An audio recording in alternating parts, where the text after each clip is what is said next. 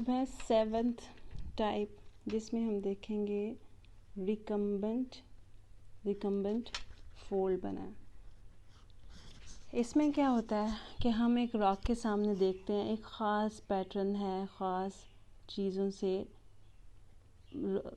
उससे rocks move कर रही हैं, ठीक है। हम देखते हैं इंक्लाइंड हैं, स्ट्रेट नहीं है, ये उसका प्लेन है जहाँ हम खड़े हैं।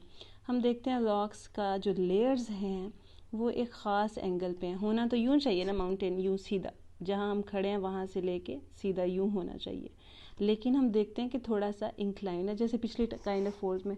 अब ये इंक्लाइन देखते देखते फिर हमने देखा कि वो बिल्कुल ही horizontally parallel to the surface वो लेट ही गया। इस टाइप के फोल्ड को, जिसमें हमें फोल्ड नज़र आ रहा है और जो लेयर्स हैं वो बिल्कुल उस प्लेन के साथ बिल्कुल साथ पैरेलल हैं, कोई ज़ीरो का एंगल बन रहा है, उसको फिर हम कह देंगे ये रिकम्बेंट फोल्ड है। ये इस साइड का भी हो सकता है